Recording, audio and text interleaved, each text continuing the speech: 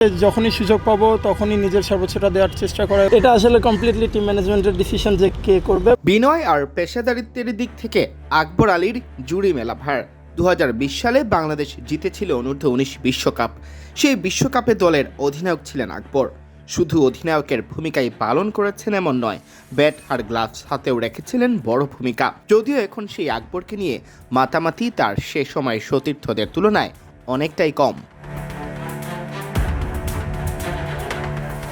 আকবর অবশ্য নিজের কাজ ঠিক রেখেছেন সুনিপুণভাবে। ঘরোয়া ক্রিকেটে এবার রংপুরকে জিতিয়েছেন 2 ফরম্যাটেরই শিরোপা। বিপিএলে রাজশাহী ওয়ারিয়র্সের হয়ে মাঠে নামার আগে গণমাধ্যমের মুখোমুখি হয়ে জানালেন এবারও নিজের কাজটাই ঠিক মতো করে যেতে চান এই উইকেট রক্ষক ব্যাটার।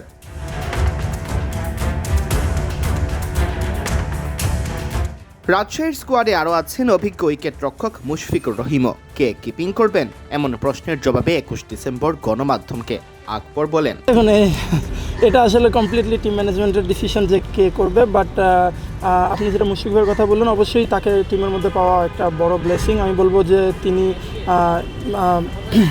যে তার থেকে আসলে অনেক কিছু শেখার আছে এবং আমার মনে হয় যে প্রত্যেকটা প্লেয়ারই তার থেকে নিতে পারে।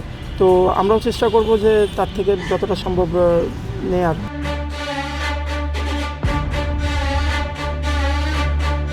যদিও টিম কম্বিনেশন অনুযায়ী আকবরের কাছে এখনো একাদশে নিয়মিত থাকার নিশ্চয়তাটাও নেই।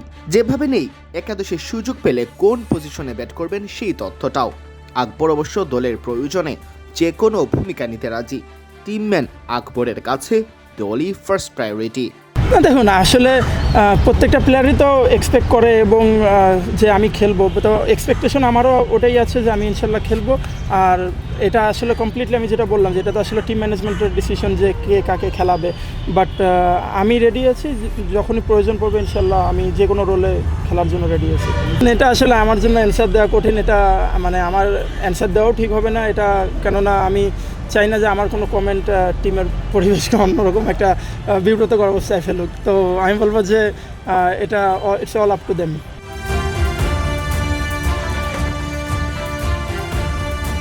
এবারের বিপিএলের 6 দলের 4টিই নতুন। তবে নতুন দল হলেও রাজশাহী ওয়ারিয়র্স দল গঠনে দেখিয়েছে বিচক্ষণতা। দারুণ দল সাজানোর পর এবার পেশাদারিত্বকে সঙ্গী করেই বিপিএল এর ফাইনালে চোখ দলটির। প্রত্যেকটা টিম যেরকম আপনারা বলছেন যে অর্গানাইজ ওয়েতে চলার চেষ্টা করছে সবাই, তো ওইভাবেই আমিও ফিল করছি যে খুবই প্রফেশনালিজম আমরা মেনটেন করার চেষ্টা করছি এবং আমি বলবো খুবই ওয়েল অর্গানাইজড। দেখুন, আসলে যখন একটা টুর্নামেন্টে আমরা আসি প্রত্যেকেরই তো একটা লক্ষ্য থাকে বা প্রত্যেকটা টিমেরই একটা লক্ষ্য থাকে যে আমরা কী করতে চাই। আমাদেরও অবশ্যই একদম শেষ পর্যন্ত খেলার ইচ্ছা আছে। বাট প্ল্যান ওয়াইজ যদি বলেন, আমি শিওর যে টিম ম্যানেজমেন্ট আমাদেরকে যে মেসেজটা দিয়েছে যে আমরা ফেজ বাই ফেজ বা ম্যাচ বাই ম্যাচ এগোতে চাই। অবশ্যই প্রথমে আমরা সিলেটে যেহেতু খেলা আছে, তো আমরা স্পেশালি প্রথম 2টা ম্যাচ নিয়েই প্রথমে আমাদের পরিকল্পনা সাজানোর চেষ্টা করছি।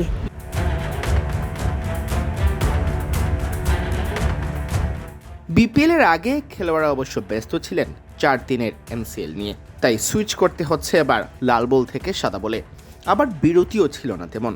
তবে আকবর জানালেন ক্রিকেটাররা মোটেও ক্লান্ত নন, যেভাবে প্রস্তুতিরও নেই কোনো ঘাটতি। দেখুন, আসলে আপনি ক্লান্তির কথা যদি প্রথমে বলেন তাহলে আমি বলবো যে আমরা যখন এনসিএলটা শেষ করলাম তারপরে কিন্তু আমরা প্রায় 5-6 দিন ব্রেক নিয়েছি। তো আমার মনে হয় যে 5-6 দিনের ব্রেক একটা প্রফেশনাল প্লেয়ারের জন্য এনাফ ব্রেক। তো আমি বলবো যে ক্লান্তির জায়গাটা আসলে নাই। আর প্র্যাকটিসে যেটা বললেন যে প্রস্তুতির সময়টা, আমি বলবো যে যেহেতু আমরা 4 ডেটা খেলেছি, অবশ্যই তার আগে তো most of the player NCL T20 খেলেছে। আর তো আপনি ইন্টারন্যাশনালেও যখন দেখবেন না, আসলে এখন প্রত্যেকটা টিমই এত ব্যস্ততা থাকে প্রত্যেকটা টিমের যে কেউই আসলে যে বলবে যে 1 সপ্তাহ 10 দিন ধরে একটা প্র্যাকটিস করে বা একটা ফরম্যাট প্র্যাকটিস করে, ব্যাপারটা এরকম না। আমার মনে হয় 2-3টা নেট সেশন প্র্যাকটিস করে প্রত্যেকটা ইন্টারন্যাশনাল টিমও আসলে ওইভাবে করে রেডি হচ্ছে।